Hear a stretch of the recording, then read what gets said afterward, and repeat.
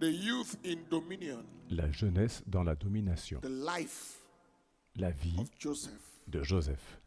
Now, we have been studying the life of Joseph. Nous avons donc étudié la vie de Joseph. And first of all, we saw that Joseph was a person. At the age of 30, he was in dominion. Et tout d'abord, nous avons vu que Joseph était une personne qui, à l'âge de 30 ans, était dans la domination. Of the life of Joseph, first of all, can the media help us? He existed with Tout a d'abord, clear difference. il existait avec une différence claire. He existed with a Deuxièmement, positive il existait stand for avec une something. position positive pour quelque chose. Troisièmement, He existed as a person of conviction. il existait en tant que personne de conviction. He Quatrièmement, maintained submission to spiritual authority. He was il not a maintenait rebel. la soumission à l'autorité He was spirituelle. not an Absalom. Il n'était pas un rebelle, il n'était pas un Absalom. He made a Cinquièmement, difference wherever he was found. il faisait la différence où Six, qu'il se trouvait. he Sixièmement, possessed and maintained the presence il of God. possédait et maintenait la présence de Dieu. He Septièmement, was faithful. il était fidèle. Number 8 is what we'll deal with this morning. Huitièmement, et c'est ce que nous allons voir ce matin, Upright. c'est qu'il était droit. Droit. Upright. Droit. Genesis chapter 37 verse 7 Genèse chapitre 37 was verset 7 a definition était une définition or is a definition ou est une of the définition life of Joseph. de la vie de Joseph. He said, "For behold, we were Il est binding écrit, sheaves voici, in the field, nous étions en train de lier des gerbes dans and le champ, lo, my sheaf et arose, voici, ma and gerbe se also leva stood upright. et se tint aussi droite. And behold, your sheaves Et voici, stood vos round gerbes about, se tenaient and autour made obeisance et se prosternèrent to my sheaf." devant ma gerbe. He stood upright. Upright. Il se tenait droit, droit. Uprightness La droiture was a major definition of the était une character caractéristique majeure of Joseph. du caractère de vision Joseph. Cette Was vision not just defining a vision of his ne future. définissait pas seulement une vision de son avenir. It was a detailed description of his character. C'était une description détaillée de son caractère. Ma gerbe se tenait droite. But as we examine the Mais life of en Joseph examinant plus profondément la vie de Joseph, we discovered nous avons that it was not nous only avons his découvert grass bundle that stood que ce n'était upright, pas seulement his la life gerbe de blé stood upright. qui se tenait droite, sa vie se tenait droite. His motives stood upright. Ses motivations étaient droites. His conscience stood upright. Sa conscience était droite. His utterances stood upright. Ses paroles étaient droites. If you are going to experience Si vous voulez the expérimenter Joseph order of le future, type d'avenir the de Joseph, Joseph order of destiny, le type de destinée you de must Joseph, be a man, a woman who has a vous stand, devez être un that is homme ou upright. une femme qui a une your position droite, conscience upright, une motives conscience droite, upright, des motivations conduct droites, upright, une conduite utterance droite, upright. des paroles droites. There are many people today that cannot tell you one Il thing y a and you beaucoup can de hold personnes to it. aujourd'hui qui ne peuvent pas vous dire une chose à laquelle vous They can't puissiez vous say tenir. one and it means one. Ils ne they peuvent can't pas say dire two, un it et means que two. cela signifie un. Ils ne peuvent pas dire deux et que cela signifie deux. There are many people today, the person you know Il y a in beaucoup de church is personnes different aujourd'hui. from the person you know in school. La personne que vous connaissez à l'église est différente de celle que vous connaissez à l'école. La personne que vous connaissez à l'église est Or you différente know de celle que vous among connaissez à la other maison friends. ou parmi d'autres amis. If we are going to have the Joseph, and I can Si stop nous here, voulons no. avoir, If you want to la end vie de right Joseph, up, you et je must peux m'arrêter live ici et partir, upright. si vous voulez finir en position élevée, vous devez vivre droit. Did you see that? Vous voyez cela? If you want to end right up, Si vous voulez finir en position élevée, vous devez vivre droit.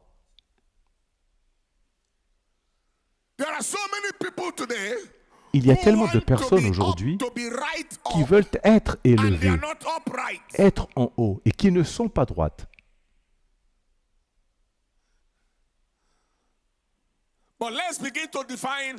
Mais définissons rapidement ce qu'est réellement la droiture.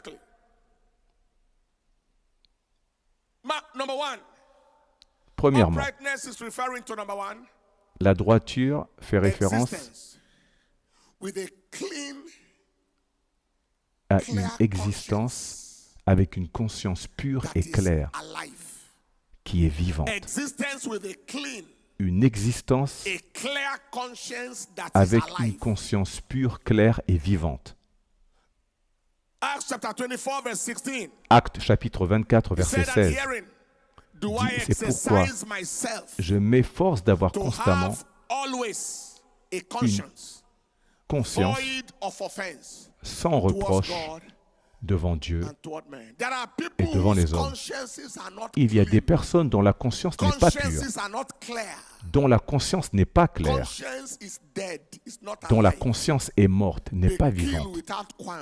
Ils tuent sans scrupule, ils volent sans scrupule, ils violent sans conscience, ils détruisent la réputation des gens derrière leur dos sans conscience. Ils portent de faux témoignages sans conscience. Ils mentent contre quelqu'un sans conscience. Vous savez ce qui s'est passé dans mon école secondaire?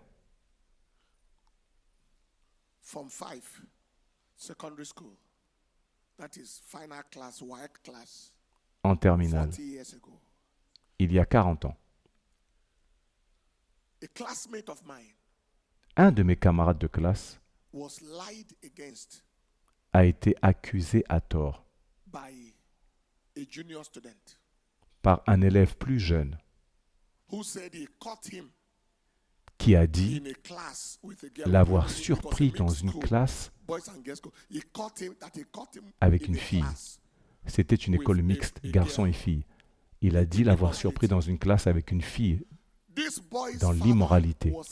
Le père de ce garçon était enseignant dans notre école. Vous comprenez, vous imaginez comment le fils d'un enseignant a pu être accusé d'une telle chose et expulsé de l'école en terminale.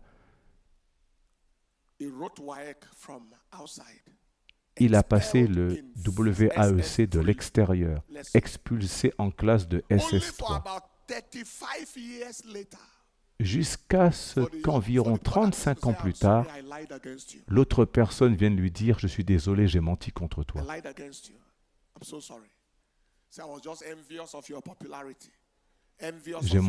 J'ai menti contre toi, je suis tellement désolé. Il a dit « J'étais simplement jaloux de ta popularité, jaloux de ton profil. » La fille en question, quant à elle, a été reniée par son père. Toutes sortes de conséquences négatives. Tous deux n'ont pas pu s'en remettre pendant des années. Un seul être humain méchant, sans conscience,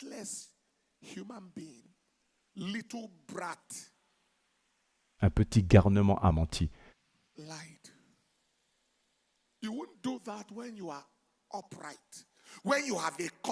Quand on est droit, on ne fait pas ce genre de choses.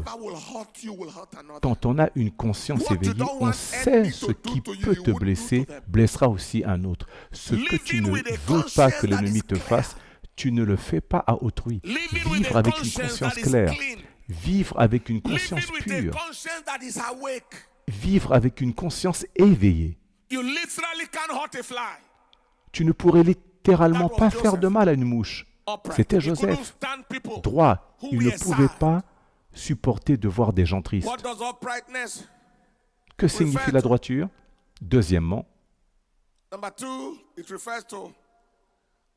elle fait référence à éviter le chemin de la perversité ou des actions douteuses dans la vie. Éviter le chemin de la perversité ou des actions douteuses dans la vie. À propos de Job, dans Job chapitre 1 verset 1, la Bible dit qu'il y avait un homme dans le pays d'Ouz dont le nom était Job. Il était intègre, droit, il craignait Dieu, il se détournait du mal, évitant le chemin de la perversité.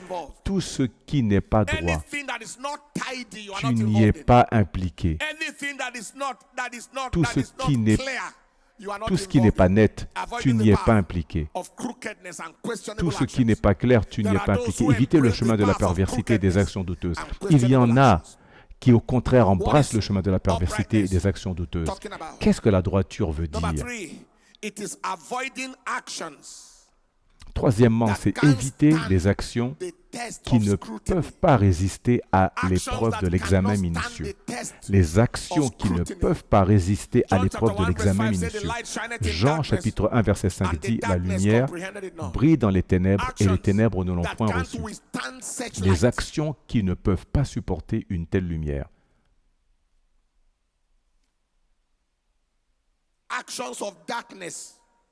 Ce sont des actions de ténèbres.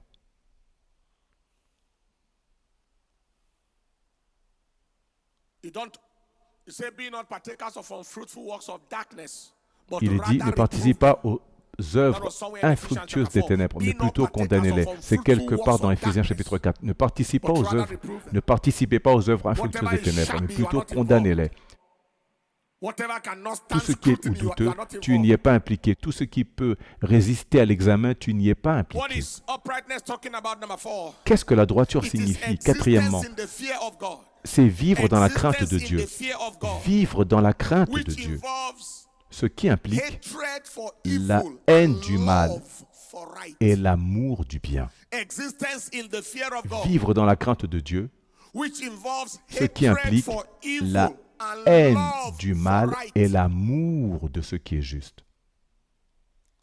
Proverbe chapitre 8, verset 13, la Bible dit, la crainte de l'Éternel, c'est la haine du mal. L'orgueil, l'arrogance, la voix du mal et la bouche perverse, je les hais.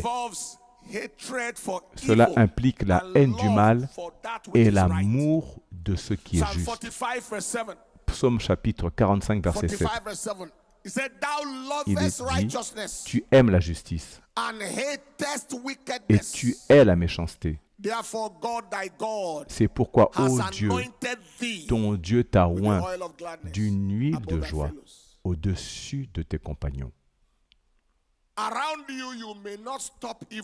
Tu ne peux peut-être pas arrêter le mal, mais tu le hais avec passion. Et chaque démon sait que tu le hais. Ils connaissent ton identité. Tu es dans un véhicule et un policier essaie de prendre un pot de vin à un chauffeur. Tu ne peux peut-être pas empêcher le chauffeur, mais le ciel témoigne que tu hais avec passion. Est-ce que vous m'entendez? À l'université, à cette époque, j'avais envie d'arracher la cigarette de la main des fumeurs et d'enlever la bouteille de bière posée devant eux. Tu hais cela avec une telle passion. Tu aimes ce qui est juste. Tu hais ce qui est mauvais avec passion. Est-ce que vous m'entendez aujourd'hui? Il y a des gens qui tolèrent le mal. Tu es assis là, avec ton coca devant toi, et ton ami est assis juste en face de toi avec sa bière devant lui. Et vous êtes tous à la même table. Quelle sorte de vie, quel genre d'esprit as-tu?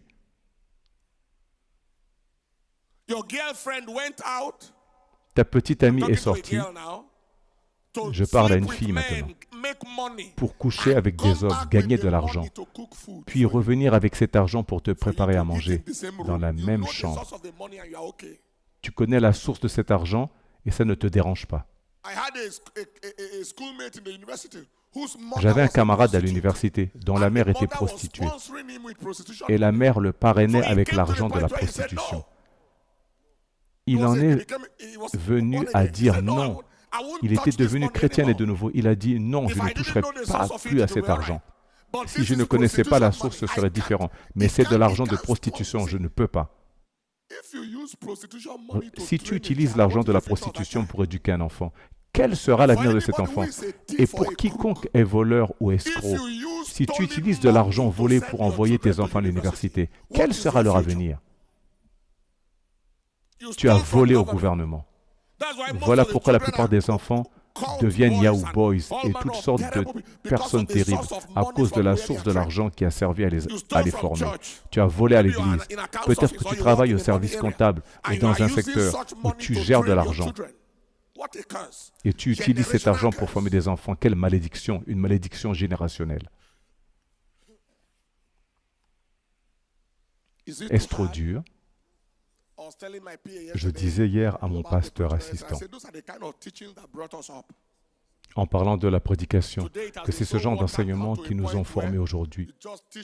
Tout a été tellement édulcoré qu'on en est arrivé à enseigner aux enfants des choses d'enfants, déterminant ce que les adultes devraient leur enseigner. À notre époque, en réalité, nous n'avons pas d'église séparée pour les jeunes. Tout ce que les adultes entendaient, nous l'entendions aussi. Et aussi difficile que ce soit, nous en recevions toute la rigueur. Et si aujourd'hui nous avons une église pour les jeunes, cela devrait être un avantage, le message étant adapté à votre niveau. Mais encore plus percutant. Est-ce que vous suivez ce que je dis aujourd'hui? Ainsi, il faut que ce soit clair pour tous ceux qui te connaissent que tu hais le mal. Et que ce soit clair pour tous ceux qui te connaissent que tu aimes le bien. Pas que ce soit dans le jugement. Puis-je te donner un exemple de ce que je veux dire? Un homme fit un rêve. Il était en Afrique du Sud, un pasteur. Il rêva qu'une femme le séduisait dans le rêve, et il tomba dans le péché dans ce rêve. Puis il se réveilla dans le monde physique et vit la même femme, cette même personne. Et il tomba ensuite dans le péché avec elle. Oui, la même personne qu'il avait vue dans le rêve. C'était une manipulation démoniaque. La même personne. Et cela affecta son ministère, affecta son mariage. Tout était presque perdu. Il avait peur de parler à quelqu'un.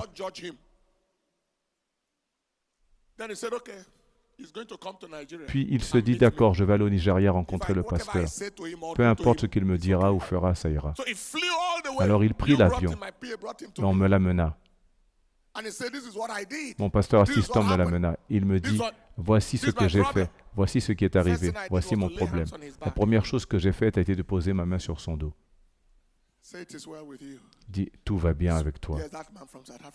Oui, cet homme venu d'Afrique du Sud, tout va bien avec toi. Je suis heureux que tu sois venu. Je suis heureux que tu aies eu le courage de venir. D'après ce que tu m'as raconté, tu n'es pas allé délibérément chercher le péché. Voici ce qui t'est arrivé. Nous allons traverser cela ensemble. Je l'ai mis à jeûner, je lui ai donné un livre à lire. Ton caractère et ton destin. Après le jeûne, je l'ai amené à cet hôtel. J'ai imposé les mains sur lui.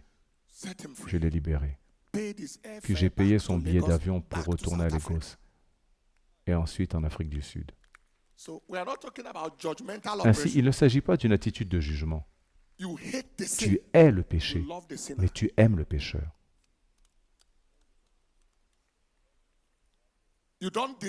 Tu ne détruis pas le pécheur à cause de sa faute. Tu comprends ce que je veux dire? Cet homme fut restauré. Un an plus tard, il était ici sur l'autel témoignant de la façon dont Dieu l'avait aidé. Sa vie est revenue, son ministère est revenu, son mariage est revenu. Tout est revenu. Donc quand je parle de haïr le mal et d'aimer le bien, je ne parle pas d'une posture hautaine, du genre je suis plus saint que toi et que tu pointes les autres du doigt. Non, non, non, ce n'est pas ce que je veux dire. Tu hais simplement ce qui est mauvais et tu aimes ce qui est bon. Qu'est-ce que cela implique? Numéro 5.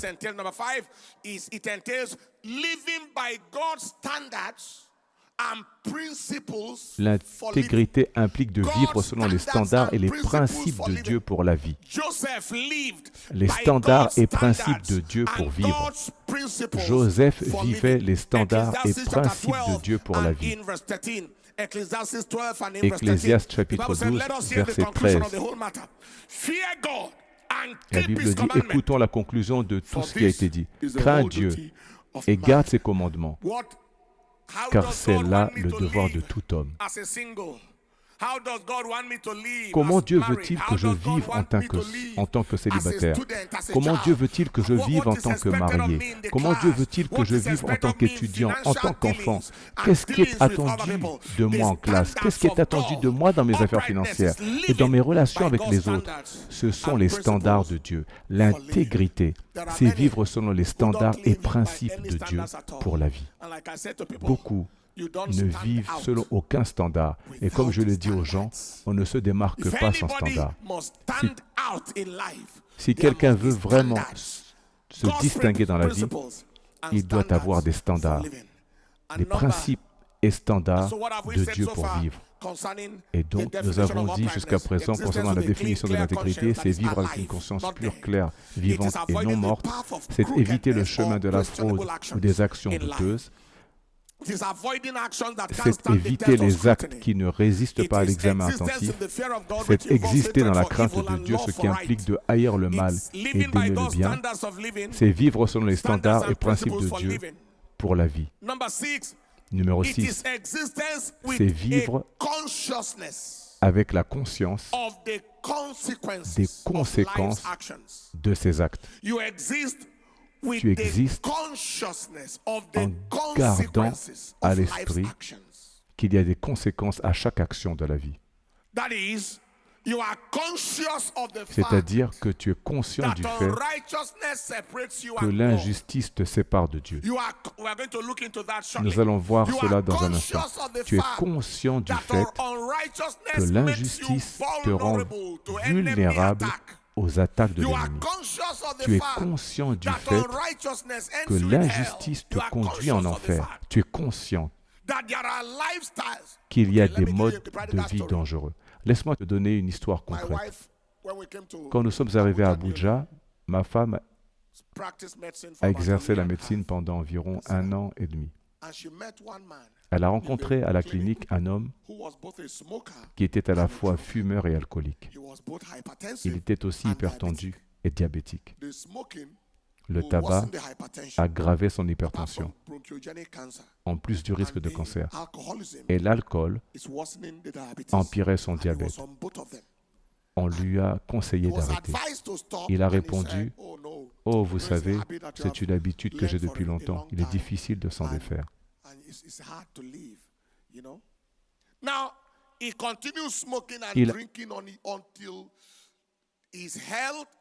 Il a donc continué à fumer et à boire jusqu'à ce que sa santé se dégrade gravement. Il est tombé dans le coma à cause d'une acidocétose diabétique et son hypertension était sur le point de le tuer.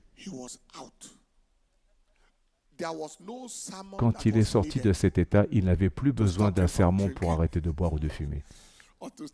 Plus tard, il avait l'air frais, propre, en bonne santé. Toutes les marques visibles de l'alcool avaient disparu. Je me souviens encore de son nom et de son visage. Je lui ai demandé, que t'est-il arrivé? Il a répondu, j'ai arrêté de fumer et de boire. Qui t'a prêché? Personne. Qui a prié pour toi? Personne. C'est l'affliction qui a prié pour lui. Ce sont les conséquences qui lui ont prêché. Tu comprends ce que je veux dire? Face à la mort, il a dû choisir fumer ou vivre, boire ou vivre. Ainsi, en plus de la parole de Dieu, quand tu gardes à l'esprit la conscience des conséquences, cela te donne de la prudence.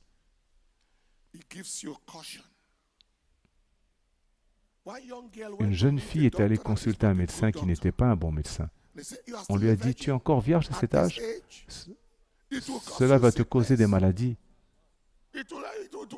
Cela va perturber ton organisme. Cette fille est allée et s'est donnée à cet homme. Parce que ce médecin lui avait dit que si elle était encore vierge, cela affecterait son corps et son organisme. Elle s'est donnée à un homme. Peux-tu croire cela? Couche avec moi. Laisse-moi perdre ma virginité.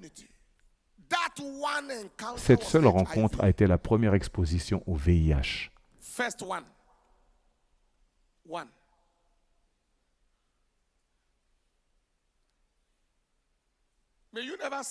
Que jamais tu ne rencontres un tel médecin.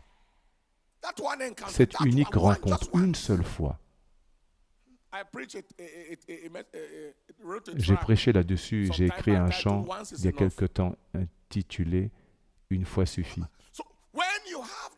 Alors quand tu as cette conscience des conséquences, enfin, numéro 7, l'intégrité se manifeste quand on vit en gardant la fin en vue. Laisse-moi le formuler comme je veux. Exister avec la fin en perspective. Exister avec l'éternité en vue, avec la fin en tête. Voici comment je vis dans ce monde. Un jour, je vais rencontrer mon Créateur. Hébreux chapitre 9, verset 27. La Bible dit, il est réservé aux hommes de mourir une seule fois, après quoi vient le jugement. La façon dont je vis aujourd'hui, je devrais en rendre compte demain. Ecclésiaste chapitre 12, verset 14. Car Dieu amènera toute œuvre en jugement, tout ce que nous avons fait, même les choses cachées, qu'elles soient bonnes ou mauvaises. Tout, ouvert, tout, secret, tout, partout, Dieu les jugera. Ainsi, vivre avec cela en tête, cela apporte de la prudence à ta vie. Recommençons depuis le début. Nous avons dit que l'intégrité implique une conscience pure, claire et vivante. Éviter le chemin de la fraude ou des actions douteuses dans la vie. Éviter les actions qui ne peuvent pas résister à la lumière ou à l'examen minutieux. Exister dans la crainte de Dieu, ce qui implique la haine du mal et l'amour du bien. Vivre selon les standards et principes de Dieu pour la vie. Exister avec la conscience des conséquences des actions dans la vie. On peut aussi ajouter Romains chapitre 3, verset 23 à cela. Et enfin, exister avec la fin en vue, en ligne de mire. Alléluia. Alléluia. Alléluia. Quels sont les bénéfices de l'intégrité? La Bible dit que Dieu ne nous a pas appelés à le servir en vain. Le premier bénéfice est l'établissement de la présence divine. La présence de Dieu est autour de l'homme intègre.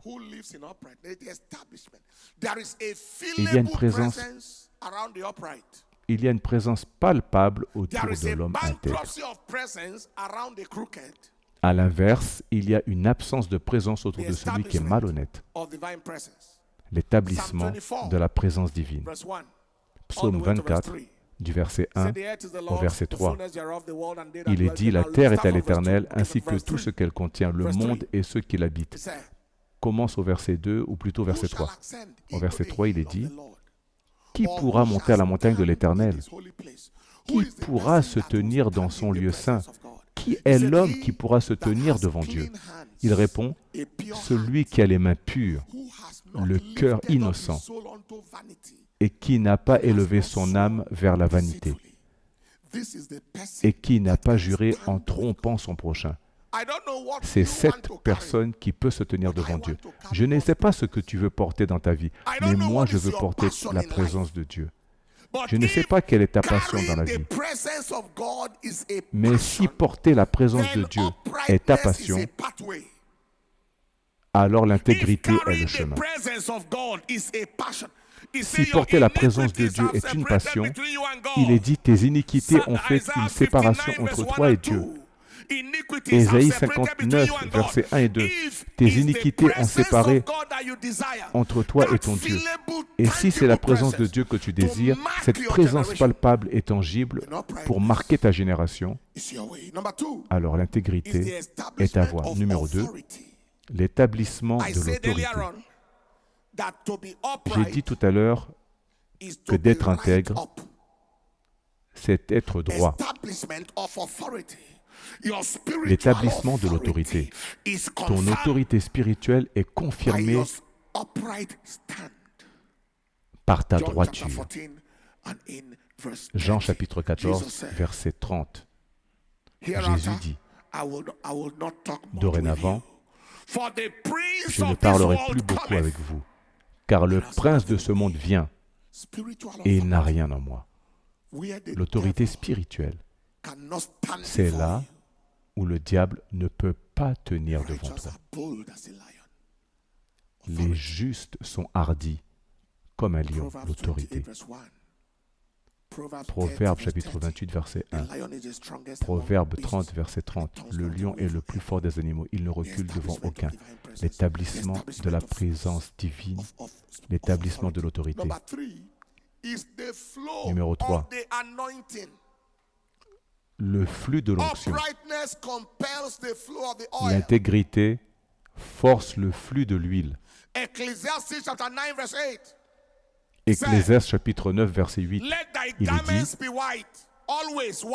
que tes vêtements soient toujours blancs et que l'huile ne manque pas sur ta tête. Si tes vêtements sont blancs, ta tête ne peut manquer d'huile. Si tes vêtements sont ternis, ta tête doit manquer d'huile. Si tes vêtements sont blancs, ta tête ne manque pas d'huile. Si tes vêtements sont ternis, ta tête doit manquer d'huile. C'est pourquoi il y a une telle pénurie d'onction dans notre génération. Une telle pénurie de puissance brute dans notre génération. Car les vêtements propres se font rares. Est-ce que vous suivez ce que je dis aujourd'hui? Numéro 4. L'évitement de la résistance satanique. L'intégrité te permet d'échapper à la résistance satanique. Il y a des personnes dont la vie est résistée par le diable. Et l'impureté augmente cette résistance. Tu sais, la vie est une transaction. Pour tout ce que tu veux obtenir, il y a quelque chose que tu dois donner. Assure-toi simplement que ce que tu donnes n'est pas plus grand que ce que tu reçois. Sinon, c'est une transaction perdante. Oh oui, le plaisir que tu veux obtenir, il y a quelque chose que tu donnes en échange. Nous allons y revenir bientôt. Et beaucoup de gens font des transactions perdantes. Ésaü a fait une transaction perdante. Il a eu un plat de nourriture et a vendu son droit d'aînesse. Est-ce égal de la nourriture d'un jour, pas de la nourriture pour la vie, pas même pour un jour entier, un repas seulement, un déjeuner et tu donnes tout ton droit d'aînesse. C'est le genre de transaction que les gens font dans la vie. Regarde Josué, Zacharie, chapitre 3, verset 1. C'est Josué le grand prêtre. Et il me montra Josué, le grand prêtre, debout devant l'ange de l'Éternel, et Satan debout à sa droite pour lui résister.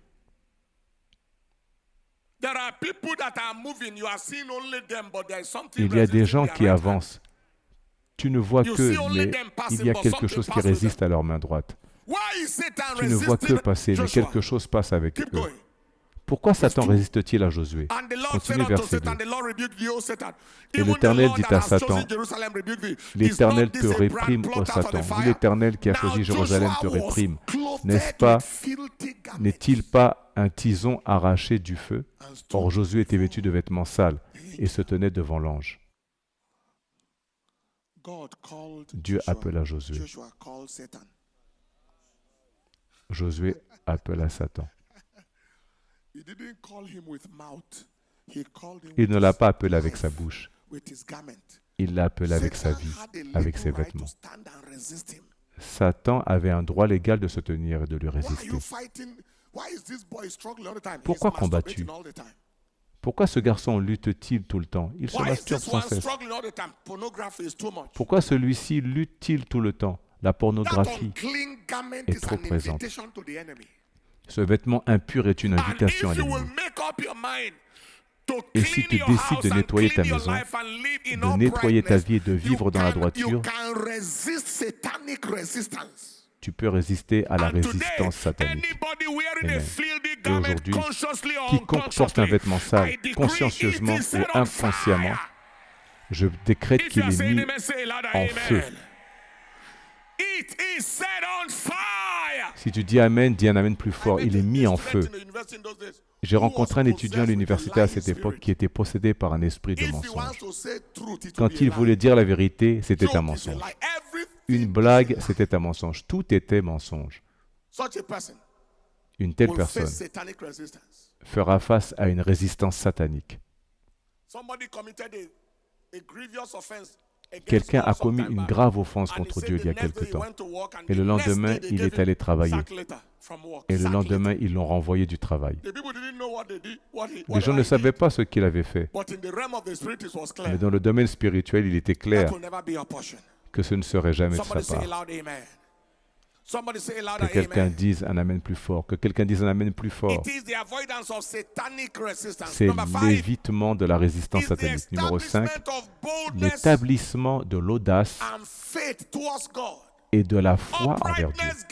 L'intégrité te donne de l'audace et de la foi envers Dieu. De l'audace dans la vie, de l'audace pour résister au diable, de l'audace pour parler quand tu dois parler. Dans Proverbe 28, chapitre 1, la Bible dit « Les méchants fuient sans qu'on les poursuive, mais les justes sont hardis comme un lion. » Le manque d'intégrité, c'est la perte de l'audace, c'est la perte de confiance au moment de la prière. Il y a des moments où le diable dira à certaines personnes « Qui crois-tu être? Pourquoi veux-tu que Dieu te réponde? Tais-toi. » En fait, la prière ne peut pas couler. Elle ne peut pas couler. La conscience est trop lourde pour que la prière sorte avec autorité.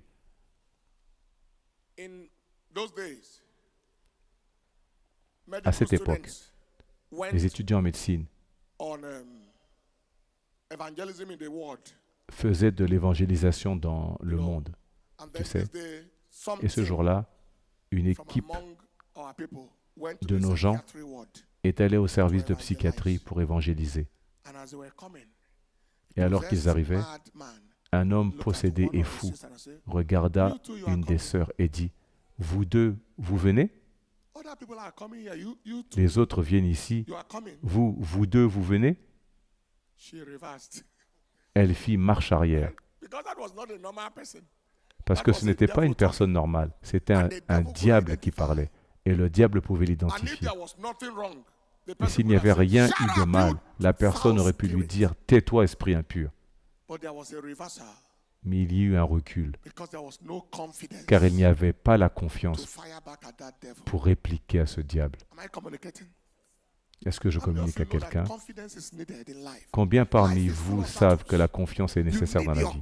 La vie est pleine de batailles. Tu as besoin de ta confiance. Tu as besoin de ton audace de foi. Tu as besoin de ton autorité. Tu dois pouvoir agir quand il faut agir. Et cela arrive quand tu marches dans l'intégrité. C'est l'établissement de l'audace et de la confiance au moment de la prière. Que quelqu'un dise un Amen fort. Enfin, c'est le dernier, numéro 5. Numéro 6, c'est l'établissement d'une influence positive et d'un impact positif. Une influence positive et un impact sur ton monde. Quand tu es intègre, ton influence est positive. Les gens qui veulent t'écouter sont nombreux. Les gens qui veulent être influencés par ta vie sont nombreux. Tu peux laisser une marque positive dans ton monde par ta vie qui est intègre. Dans Actes chapitre 11, verset 26, quand ils l'avaient trouvé, ils l'amenèrent à Antioche. Et il arriva que toute l'année, ils se réunissaient avec l'Église et enseignaient à beaucoup de gens. Et les disciples furent appelés pour la première fois chrétiens à Antioche. Ils observaient leur vie. Et ces gens vivaient tellement comme Christ qu'ils généraient une telle influence. Écoutez, Dieu dit que nous devons être fructueux et multipliés. Tu n'es pas destiné à vivre pour toi-même et à mourir pour toi-même. Au moins une personne humaine devrait suivre tes pas. Est-ce que je me fais comprendre? Dans tout le monde, une personne devrait pouvoir te demander quel est le secret de ta vie. Montre-moi ce que tu fais. Quelle étape tu prends? Comment est ta vie de prière? Comment est ton étude de la parole? Que fais-tu avec Dieu? Pourquoi trouves-tu autant de faveur auprès de Dieu? Pourquoi es-tu là? Où es-tu avec Dieu? Pourquoi es-tu là? Où es-tu dans la vie? Quelqu'un devrait être capable de te poser ces questions. S'il n'y a personne qui lutte pour apprendre de toi, ta vie est gaspillée. S'il n'y a personne du tout qui te pose des questions, qui veut devenir comme toi, qui veut suivre tes pas, que ce soit tes juniors ou tes contemporains, qui se demandent comment fais-tu ça, comment avances-tu ainsi, comment te maintiens-tu, pourquoi ne tombes-tu pas dans la tentation comme les autres, que fais-tu? S'il n'y a personne qui te pose ce genre de questions, il y a de fortes chances que ta vie soit en train de se gaspiller. Et le plan de Dieu est que nous soyons fructueux, que nous multiplions. C'est ton intégrité, ton caractère qui pousse les autres à te suivre, un caractère positif. Le leadership s'établit grâce à un caractère positif. Tu ne dois pas supplier les gens de te suivre ou d'apprendre de toi. Ce sont eux qui te supplient d'apprendre d'eux.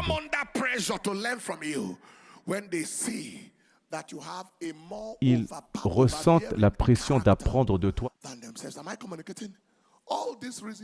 Est-ce que je me fais comprendre? Toutes ces raisons sont des raisons suffisantes pour être intègre. Qui veut écouter les conseils d'une prostituée? Qui cherche des instructions auprès d'un voleur à main armée? Sauf pour apprendre à voler.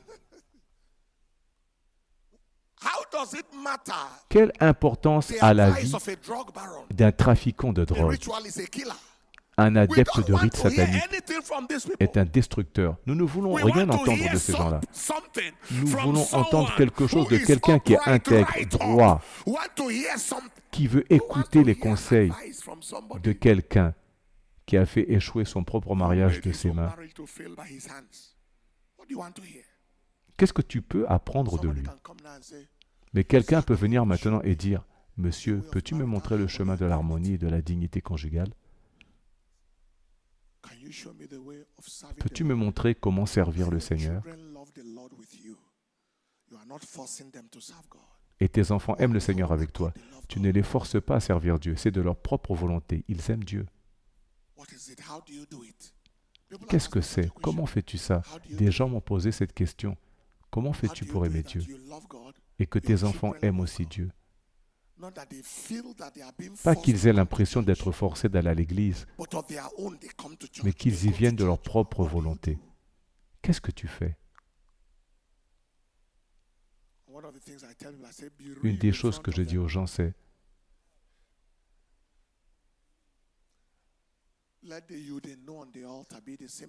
sois vrai devant eux, que la personne que tu es à l'autel soit la même que celle que l'on voit chez toi. Alléluia. Est-ce que Dieu parle à quelqu'un ici? C'est important. Si c'est ton désir, l'établissement d'une influence positive et d'un impact dans ton entourage est très très important. Et enfin, j'ai dit enfin 2 fois, c'est l'établissement de la bénédiction de Dieu.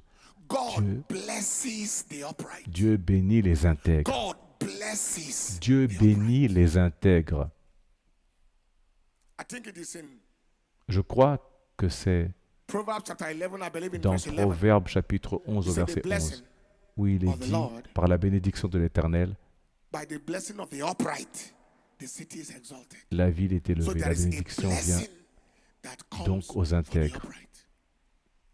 Dans le psaume 24, versets 3 à 5, il est écrit, « Qui montera à la montagne de l'Éternel? Qui se tiendra dans ce lieu saint? Celui qui a les mains pures et le cœur pur, qui n'a pas élevé son âme vers la vanité. » et qui n'a pas juré de tromper. Il est dit, cette personne recevra la bénédiction de l'Éternel et la justice du Dieu de son salut. Celui qui a les mains pures doit recevoir la bénédiction de l'Éternel. Psaume chapitre 1, verset 1 à 3. Heureux l'homme qui ne suit pas le conseil des méchants, qui ne s'arrête pas sur le chemin des pécheurs et qui ne s'assied pas en compagnie des moqueurs, mais qui trouve son plaisir dans la loi de l'Éternel et qui médite sa loi jour et nuit. Il est comme un arbre planté près des cours d'eau et donne son fruit en son temps, et dont les feuilles ne flétrissent pas. Tout ce qu'il fait réussit. La bénédiction de l'Éternel repose sur la vie des personnes intègres. Mais la malhonnêteté avorte la bénédiction. Nous irons à Madagascar la semaine prochaine, puis en Ouganda dans quelques semaines. Personne n'a subi de pression financière. Nous n'y allons pas pour collecter des offrandes. Je ne possède pas de chéquier d'église.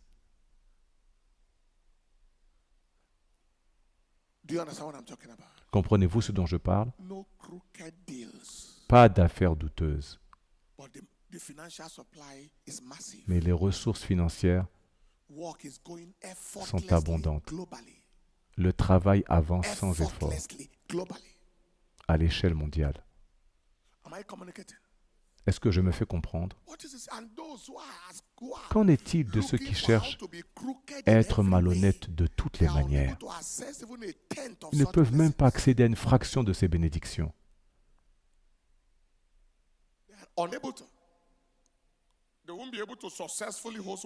Ils ne réussiront pas à organiser une seule croisade de plusieurs millions sur une année. Imaginez quelqu'un qui fait 3 croisades en une semaine, sans baisse de qualité, dans des lieux différents. Une semaine, nous avons fait le Ghana et le Togo d'un pays à l'autre en une semaine. Comprenez-vous ce dont je parle? Vous ne faillirez pas. Vous ne faillirez pas.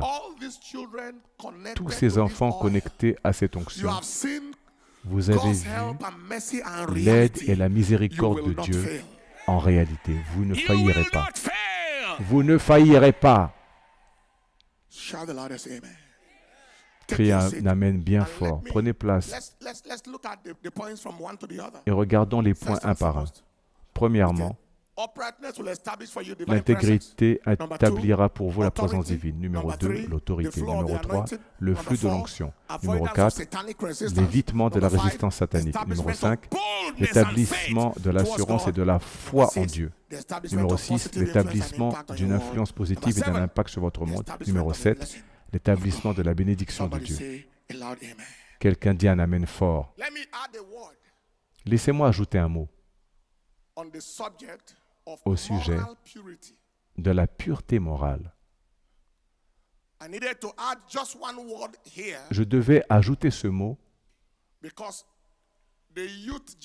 car la jeunesse d'aujourd'hui est une tranche d'âge particulière, une génération particulière dans laquelle la pression et la tentation sont très très fortes pour plusieurs raisons. Premièrement, l'influence sociale, l'influence des amis, l'influence de la société. Aujourd'hui, dans notre monde, tout ce qui est publicitaire, même un réfrigérateur, est associé à un homme ou à une femme. Que ce soit un téléphone, un vêtement, tout a une attraction, la voiture aussi. Deuxièmement, en grandissant, il y a des interactions hormonales.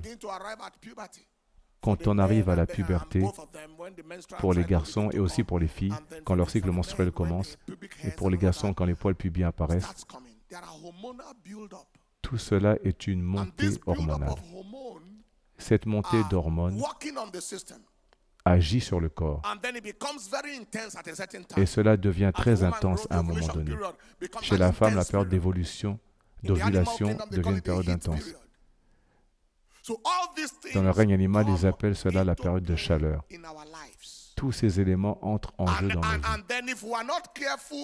Et si nous ne sommes pas prudents face à l'influence des amis, nous sommes alors entraînés dans un mode de vie dont nous ignorons les implications, un style de vie dont nous ne connaissons pas les conséquences.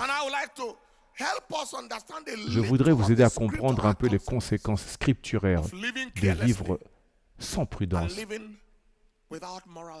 et sans pureté morale. Quand nous avons grandi, nous avons pris la décision de vivre propre et de nous marier propre. Cela signifie rien avant le mariage. Il y avait d'autres gars qui vivaient déjà ensemble. Mais nous avions aussi des gens qui se vantaient du nombre de filles qu'ils avaient rencontrées en une journée. Vous comprenez de ce dont je parle. Certains de ces gens ne sont plus en vie. D'autres sont vivants, mais leur vie ne vaut rien. Certains ont la cinquantaine, d'autres la soixantaine. Alors, y a-t-il une compréhension scripturaire que nous devons avoir? Parce que la relation entre un homme et une femme est une transaction. Et nous devons la comprendre. C'est ce que j'ai dit plus tôt, quand j'ai dit à cet homme qui dort de se réveiller. Car ce que je dis est très important. Ouvre les yeux. Dormir à cette période est une erreur totale. Combien parmi vous pensent que c'est très très important? Combien de personnes sont parties prématurément à cause du VIH? Prématurément à cause d'une hépatite, des cellules du foie, de la cirrhose du foie ou du cancer? Combien de personnes ont eu des trompes de Fallope bloquées par des infections répétées, puis une grossesse extra-utérine à cause des trompes bouchées et ont dû subir une interruption de grossesse? Je ne dis pas que c'est la cause de toutes les grossesses extra-utérines, mais ça en fait partie.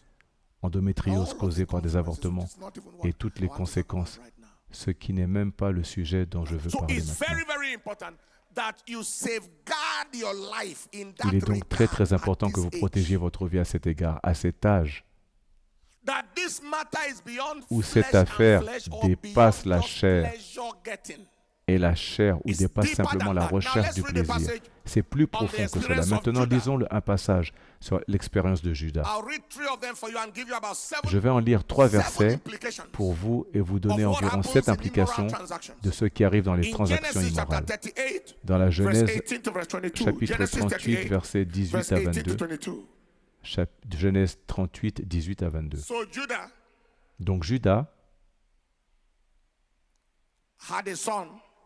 avait des fils qui sont morts.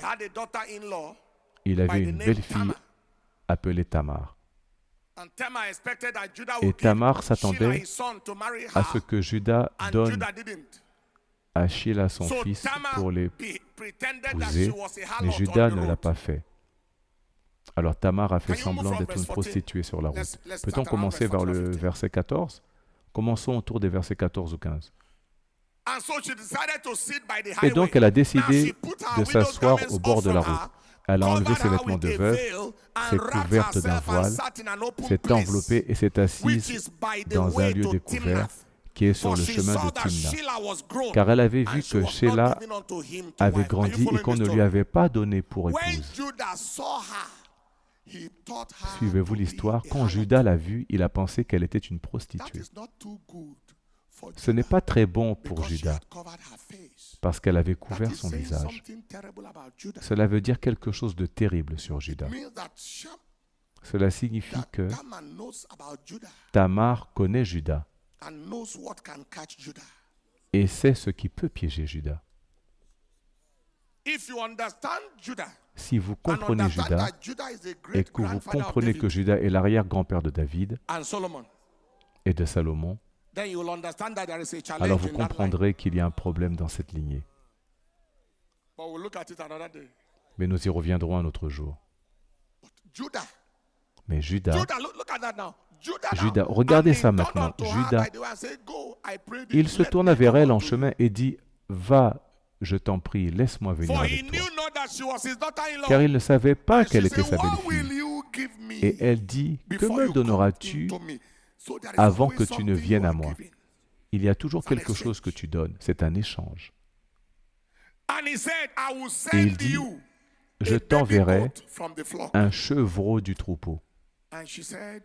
Elle répondit, avant que le chevreau arrive, donne-moi un gage. J'ai besoin d'une garantie, une caution, jusqu'à ce que tu l'envoies. Et il dit, que te donnerai-je? Et elle nomma ce qu'elle voulait.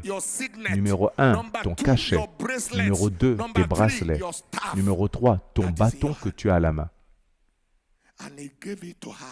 Il le lui donna. Puis il vint à elle et elle conçut.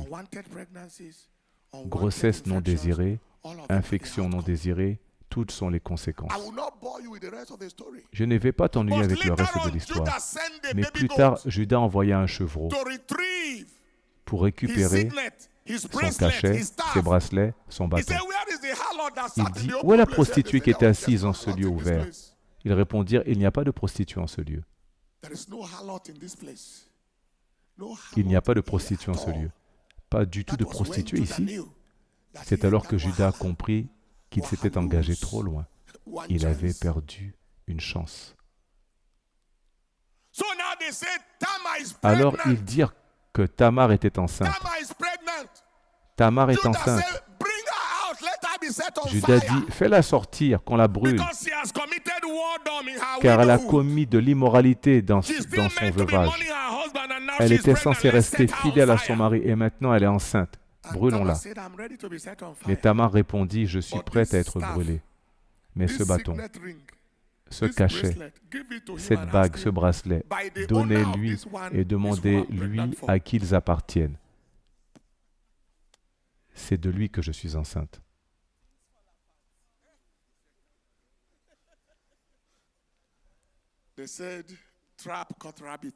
Ils dirent, le piège a attrapé le lapin. Et le lapin regarde sa femme et dit, mes yeux sont-ils rouges?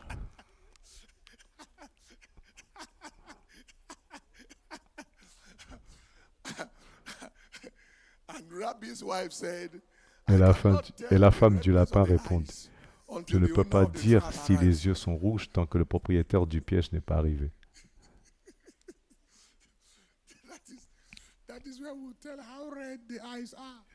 C'est là que nous saurons à quel point les yeux sont rouges. C'est là que nous saurons à quel point les yeux sont rouges. C'est alors que Judas dit, d'accord, je suis désolé, c'est vrai, mais je veux que tu comprennes les conséquences de ce que tu donnes, que tu sois un homme ou une femme. Quand tu donnes quelque chose, quand un homme donne cette semence, ce n'est pas simplement la semence. Tu sais ce que je veux dire, c'est la conclusion de la transaction. L'homme donne, la femme reçoit. Cela va au-delà du plaisir. Cela va au-delà de donner une semence biologique. C'est donner quelque chose qui peut conduire à la conception. Commençons par la première chose. Numéro 1, c'est le cachet, c'est l'autorité. Tu donnes ta signature, ton autorité. Quelle que soit l'autorité que tu portes dans le domaine spirituel, tu la transmets, homme ou femme. C'est pourquoi tu vois des jeunes hommes, ils n'ont même pas commencé, mais ils sont déjà finis. Ils donnent leur autorité. Chaque jour, la femme aussi donne son autorité. Chaque jour. La signature, c'est un contrat, c'est un accord. Quiconque a copié ta signature peut accéder à tes ressources. Est-ce que je me fais comprendre? Numéro 1, la première chose que tu donnes dans cette transaction, c'est ton autorité. Numéro 2, c'est la The prospérité. bracelet. Women Le sell their bracelet. gold to get money. Les femmes vendent leur or pour Actually, obtenir de l'argent. they store money in gold. En réalité, elles stockent leur argent dans Your l'or. prosperity, your resources, Ta prospérité, tes ressources, your opportunities, tes opportunités, by the release of that seed, you par la give away, libération and the de one cette receiving semence it que is the tu as same donnée. transaction. Et celui qui la reçoit, Both the c'est la même releaser and the transaction. recipient is the same Le transaction. donneur comme le receveur sont Number dans la 3, même transaction. The Numéro 3, staff is your le responsibility, your bâton, life's c'est ta assignment. responsabilité, ta They mission call de it vie. staff of office. On appelle ça le bâton de fonction. Impossible. Impossible. You are giving away your responsibility. Tu donnes Giving ta away responsabilité. your assignment. Tu donnes ta mission. That is how come somebody say they give my C'est pour ça que assignment to quelqu'un somebody peut dire else. on m'a pris ma Somebody mission. else, somebody took my place. Quelqu'un d'autre a pris Somebody ma place. took my office. Quelqu'un a pris mon bureau. How can one transaction Comment Make une you seule transaction to give away peut-elle te your faire authority, perdre your ton signature, autorité, ta signature, your prosperity, ta prospérité to give away your et responsibility, te faire your abandonner staff ta of responsabilité, ton bâton de fonction? office.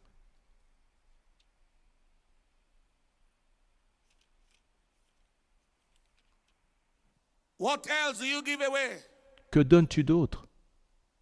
Number 4, your strength. Numéro 4, ta force. Proverbs 31 verse 3 Proverbe 31, verset 3 say, dit give not your strength to « Ne women donne pas ta force aux or femmes, men, as the case may be, nor your ni tes ways to voies that which destroyeth à kings. ceux qui détruisent les rois. That is your strength, emotional Cela strength, concerne ta mental force strength, émotionnelle, ta force physical mentale, strength and ta energy. force physique et ton énergie. Could that be the reason why there are so many Cela lazy people pourrait-il today in our expliquer generation? pourquoi il y a Lazy tant de young men and paresseux lazy young aujourd'hui dans notre génération? women. They don't have the energy of their De fathers. jeunes hommes et jeunes femmes paresseux. They don't have the energy of the generation Ils n'ont ahead of pas them. l'énergie de leur père. Being weakened by transactions. Ils n'ont pas l'énergie de la génération précédente, affaiblis par ces transactions. Number 6, Numéro you 6, give away your consecration. tu donnes ta consécration. Judges chapter 16 verse 19. Juge chapitre 16, verset 19. Quand on lui a coupé les cheveux à Samson, ses cheveux représentaient sa consécration. Elle le fit s'endormir sur ses genoux, puis appela un homme qui lui rasa les 7 tresses de sa tête et commença alors à l'affliger, et sa force s'en alla. Maintenant, ils lui rasèrent les cheveux. Verset 20. Il dit, les Philistins sont sur toi, Samson. Il se réveilla de son sommeil et elle dit, je vais sortir comme autrefois me dégourdir. Mais il ne savait pas que le Seigneur s'était retiré de lui. Continue. Mais les Philistins le prirent, lui crevèrent les yeux, le menèrent à Gaza, le ligotèrent avec des chaînes de bronze, et il fut contraint de moudre dans la prison. On peut s'arrêter là. Consécration. Qu'est-ce que ça signifie? La vie de prière décline. L'étude de la parole décline. Le feu spirituel dont on entend parler s'éteint. Ta consécration est partie. Le jeûne devient difficile. La consécration est partie. Tu as donné ta consécration. C'est le numéro 1. Numéro 5, numéro 6, il lui arrachèrent les yeux. Tu donnes ta vision. La vision de ta vie. Il pense beaucoup.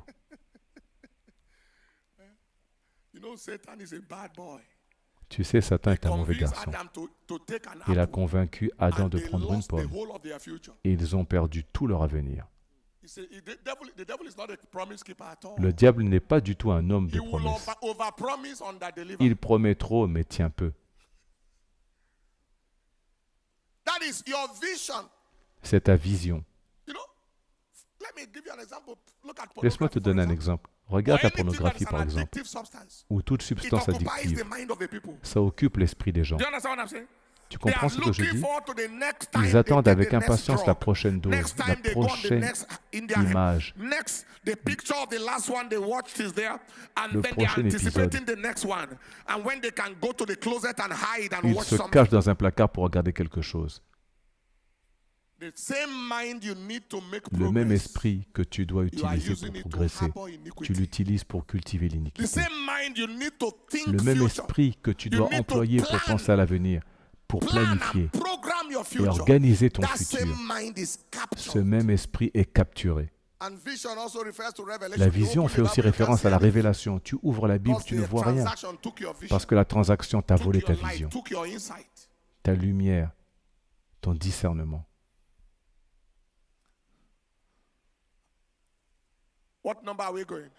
À quel numéro en sommes-nous? Numéro 7. Tu échanges ta liberté.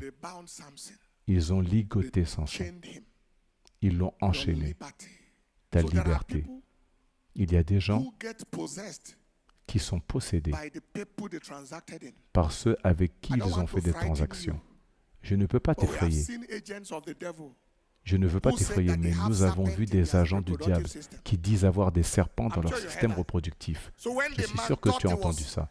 Alors quand un homme pensait donner sa semence, c'était en réalité une bouche de serpent qu'il la recevait. Et la vérité, c'est que ces choses ne s'écrivent sur le visage de personne. Et inversement, l'homme, comme la Bible dit, celui qui s'unit à une prostituée devient un seul corps, un seul esprit, il fusionne. Les causes ancestrales de l'un s'unissent à celles de l'autre.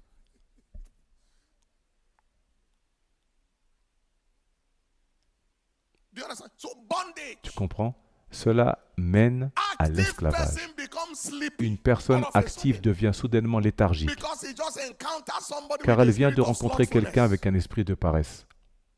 Une personne intelligente devient lente d'esprit, parce qu'elle fait des transactions avec quelqu'un qui est un voleur.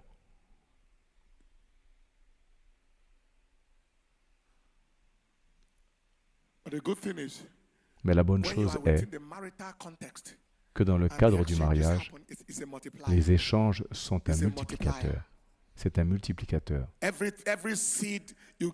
Chaque semence que tu donnes à ta femme est un multiplicateur de ta bénédiction. Deux valent mieux qu'un. Ils ont une bonne récompense pour leur travail. Et chaque semence que tu reçois de la bonne personne est un multiplicateur. Alors, quand tu te promènes sur le campus et qu'un rigolo arrive, tu lui dis « Jeune fille, je t'aime bien, mais va-t'en avec tes problèmes. »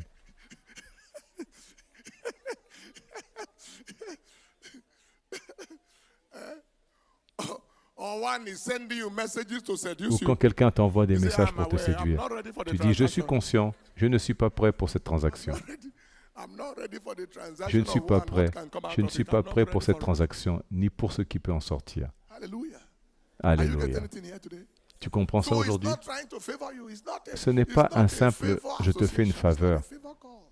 Ce n'est pas un appel de faveur.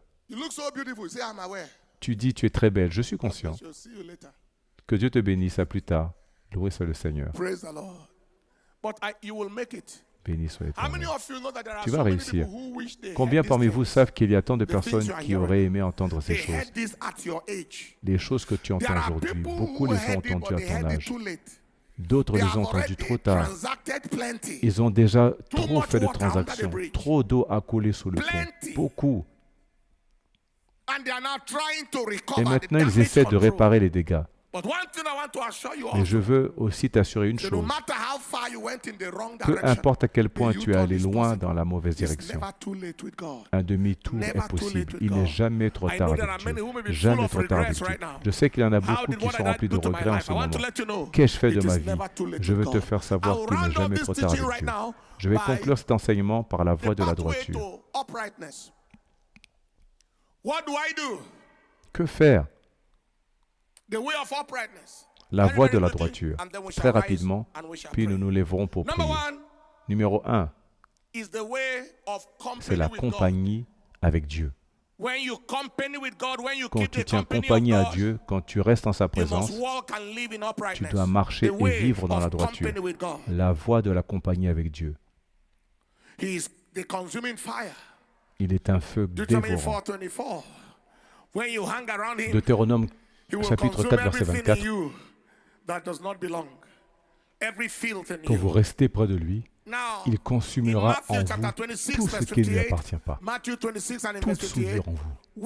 Maintenant, dans Matthieu chapitre 26, verset 58, quand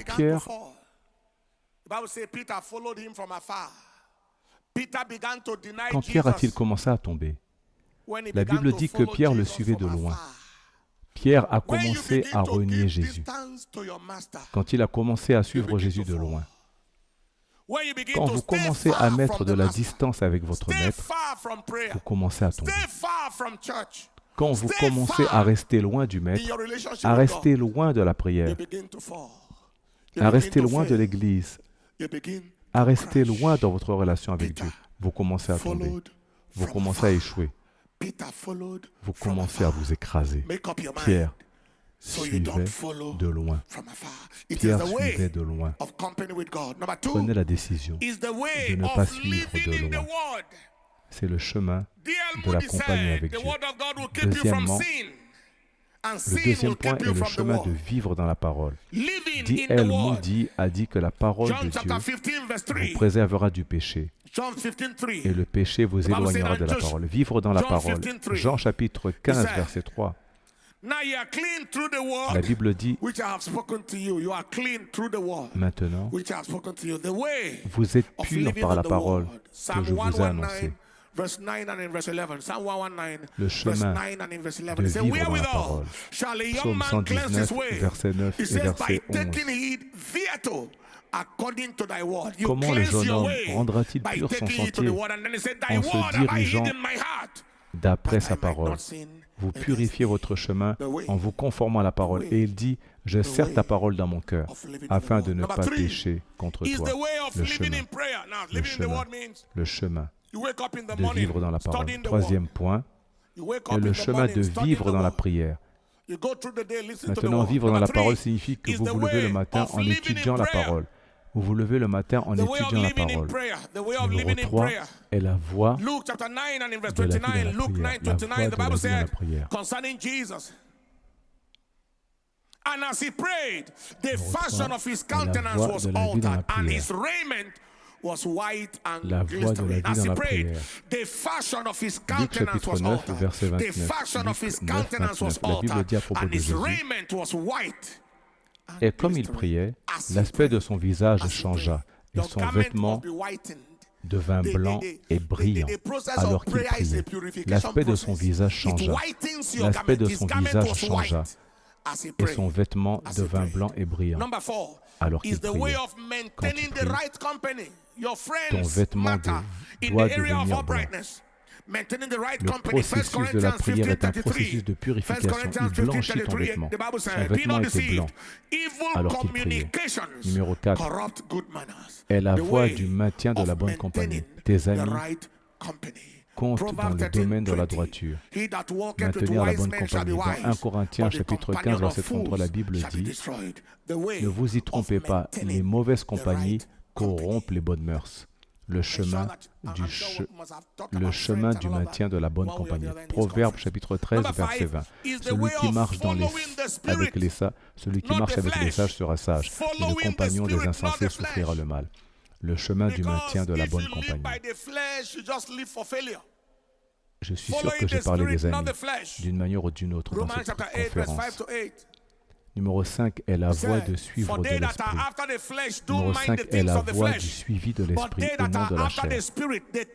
Suivre l'esprit et pas la chair, car si tu vis selon la chair, tu vis juste pour l'échec. Suivre l'esprit, pas la chair. Romains chapitre 8, versets 5 à 8. Ceux qui vivent selon la chair s'attachent aux choses de la chair, mais ceux qui vivent selon l'esprit s'attachent aux choses de l'esprit. Car l'esprit charnel est mort, mais l'esprit spirituel est vie et paix. Car l'esprit charnel est inimitié contre Dieu. Il ne se soumet pas à la loi de Dieu. Il ne le peut pas. Donc ceux qui sont dans la chair ne peuvent pas plaire à Dieu. Chapitre 8, versets 12 à 13. Ceux qui sont dans la chair ne peuvent pas plaire à Dieu. C'est pourquoi, frères, nous ne devons pas nous adapter à la chair pour vivre selon la chair. Car si vous vivez selon la chair, vous mourrez. Mais si l'Esprit vous fait fructifier les œuvres du corps spirituel, vous vivrez en suivant l'Esprit. Ne suivez pas votre chair. Votre chair veut que vous restiez endormis. Si vous continuez à dormir, vous échouez. Votre chair veut que vous fumiez. Si vous fumez, vous échouez. Votre chair veut que vous regardiez un mauvais film. Si vous le regardez, vous vous détruisez vous-même. Votre chair veut que vous couriez après la fille ou le garçon. Vous dites à votre chair, non, pas maintenant, pas ici, pas celui-là. Vous avez la capacité de dire non à la chair. C'est ça la discipline. La discipline, c'est se forcer à faire ce qui est nécessaire pour expérimenter ce qui est désiré. C'est la discipline. Vous vous forcez à faire ce qu'il faut pour vivre ce que vous souhaitez. Que quelqu'un dise un grand amen. Bien sûr, la chair voudra faire beaucoup de choses. Et je veux vous dire aujourd'hui,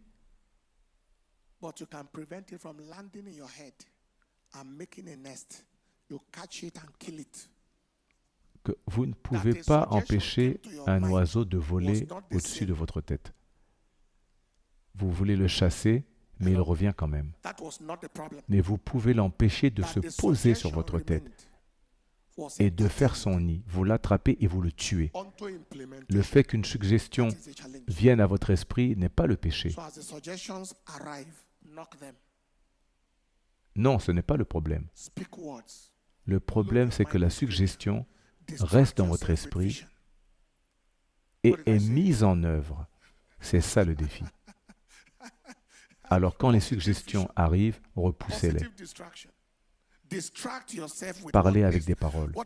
Changez votre esprit d'écriture. Chargez votre esprit d'écriture. Distrayez-vous avec la vision. Qu'ai-je dit? Une vision positive. Une distraction positive. Distrayez-vous avec ce qui est le plus important à faire dans votre vie en ce moment.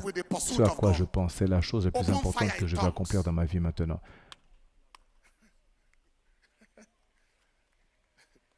Distrayez-vous avec une vision positive. Distrayez-vous avec une adoration profonde. Distrayez-vous avec la quête de Dieu. Ouvrez le feu en langue. Finally, number 6 is the way of accessing the grace of God from the throne of God. Accessing. What is the meaning of that? Enfin, le numéro 6 est la manière d'accéder à la grâce de Dieu depuis le trône de Dieu. Qu'est-ce que cela signifie? Tite, chapitre 2, verset 11 et 12, disent « Car la grâce de Dieu, source de salut pour tous les hommes, est apparue, nous enseignant à renoncer à l'impiété et aux convoitises mondaines, pour vivre dans le temps présent, sobrement, justement et pieusement. » Certaines personnes demandent, un poisson peut-il être dans l'eau sans être touché par elle? Comment est-il possible que comment est-il possible pour quelqu'un de vivre dans ce genre de monde sans être affecté? La réponse est que la grâce de Dieu est instructive. Elle vous donne la puissance de dire non à tout ce à quoi vous devez dire non.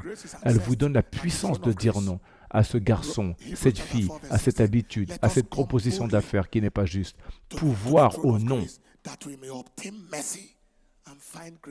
Le pouvoir de dire non. C'est ça la grâce de Dieu. Et la grâce s'obtient au trône de la grâce. Hébreux chapitre 4, verset 16 dit « Approchons-nous avec une assurance du trône de la grâce, afin d'obtenir miséricorde et de trouver grâce pour être secouru dans nos besoins. » Un jour à l'université, je suis allé prêcher dans un lieu appelé la résidence des étudiants. Quelqu'un connaît ce lieu? Vous savez, la religion des étudiants là-bas. Je prêchais.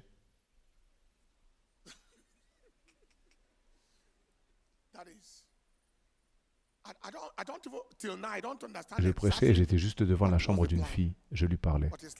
Quand je suis entré dans sa chambre, elle a presque...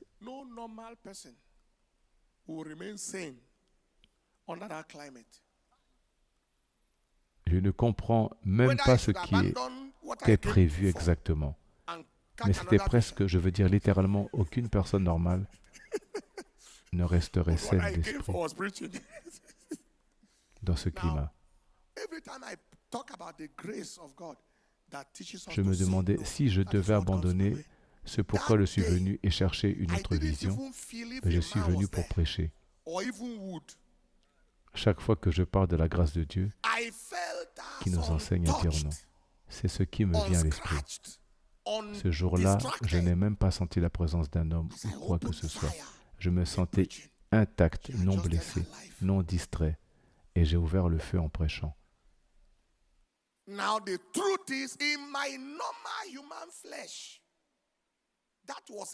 La vérité, c'est que dans ma chair humaine normale, c'était un piège dont il aurait été impossible de s'échapper pour une personne normale. Parce que je me connaissais avant de donner ma vie au Christ. Même si Dieu ne m'a pas laissé aller aussi loin. Et je sais pourquoi maintenant, parce que la tentation était trop forte. La propension était là. Parce que tout ce que je fais, je le fais avec intensité. Je le fais comme l'apôtre Paul. Comme l'apôtre Paul. Alléluia. Cela m'a montré la grâce. Tu peux être dans les pires situations et ne pas être piégé. Pas à cause de ta force, pas à cause de ta capacité, pas parce que tu es un expert pour vivre au-dessus du mal, mais c'est sa grâce qui te soutient. Alors tu vas consciemment demander la grâce quand tu en as besoin.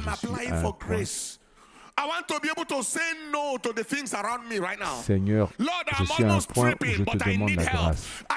Je veux pouvoir dire non aux choses autour de moi maintenant.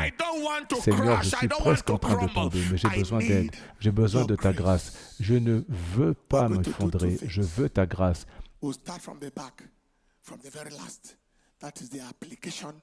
Nous allons faire deux choses.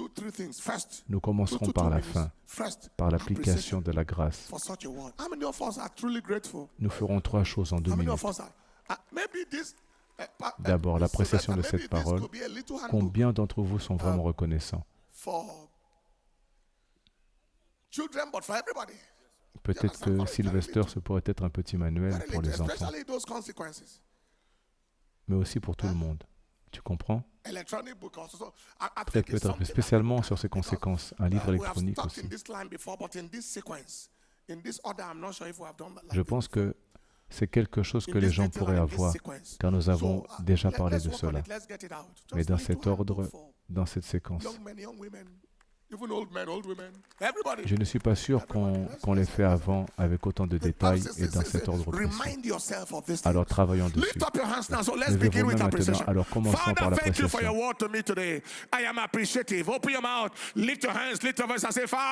Père, merci pour ta parole. Today, I receive your word. Today, in the name of Jesus. Aujourd'hui, je reçois ta parole.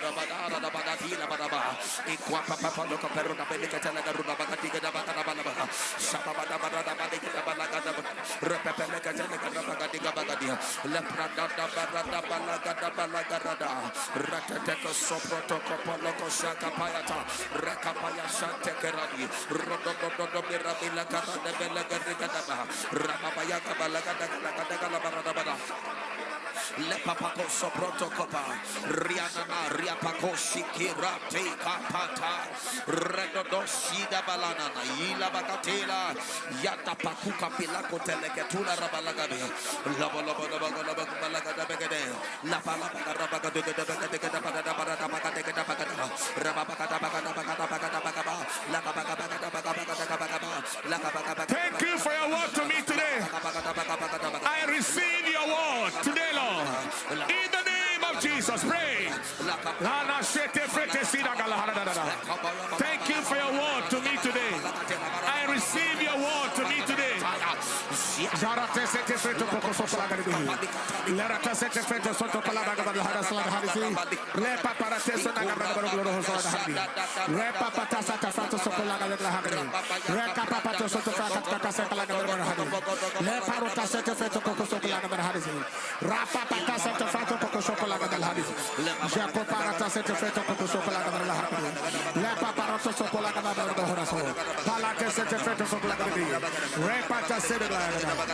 In Jesus' precious name. Number 2, Lord, I apply for grace. I apply Seigneur, for je grace. demande ta I miséricorde. apply for grace. The capacity to say no when I need to. La capacité de dire non lorsqu'il faut dire non. La capacité de résister à la tentation. Lift your hands and voice and say, Father, I apply for grace. Je demande ta grâce. I apply for your help to say no, la capacité de dire non aux mauvaises choses. La capacité de dire oui aux bonnes choses. Seigneur, je demande ta grâce. Élevez votre voix. Rakapako Sibraka Telefreda Beliku Kumalataya. Ilana no Cordodo Bellatura Digi Digi Bide Corabiata. Sayanta Corande Barani. Aliado Refeteti. Enkukudus Caparianteno. Eletora Tigriana Bransukabaya. Sigobaliato Kikokaya. Etwala Rusiate Tekule Fredini Bikupratai. Esirutela Brundo Gobeluka. Pray for grace. I apply for grace today. I apply for your help to say no to wrong, that yes to the right thing. I apply for grace right now. I apply for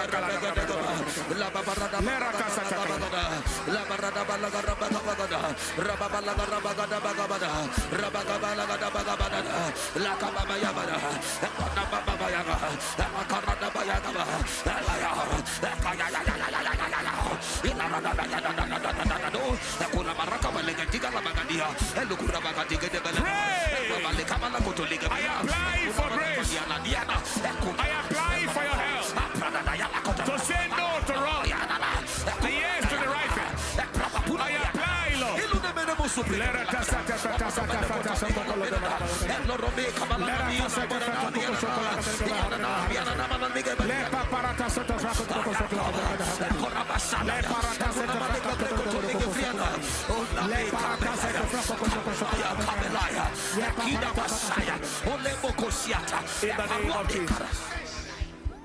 Lift up your hands, your voice, and say, Father, élevez votre voix et dites, today, Père, I aujourd'hui, reject je renonce the root of evil. à la racine du mal. I reject the root of evil Je passion, renonce à la racine des mauvaises passions, evil desire, les negative mauvais passion, désirs, les mauvaises passions, I reject. You can go on your knees. les mauvais attachements. I reject the root of evil passion, negative desire, negative interest, negative passion, negative tendencies. By the fire of the Holy Ghost, I curse you to your roots. I command you to be roasted.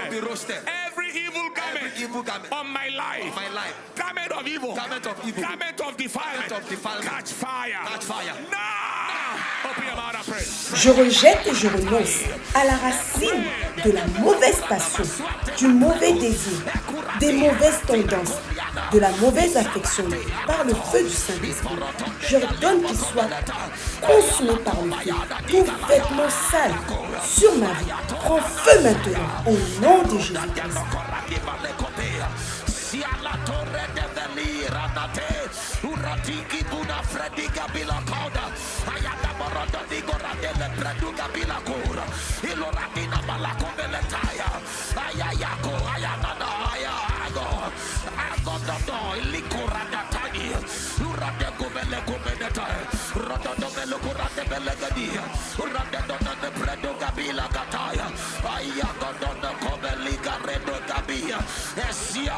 Retola,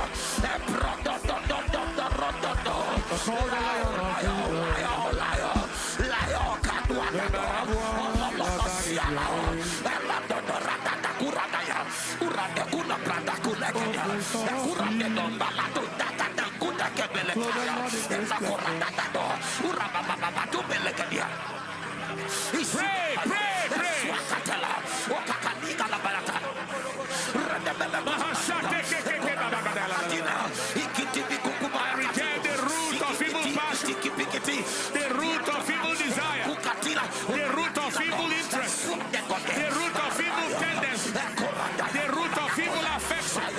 I roast you by the fire of the Holy Ghost. I command them to be roasted. Every evil garment of my life, catch fire now in the name of Jesus.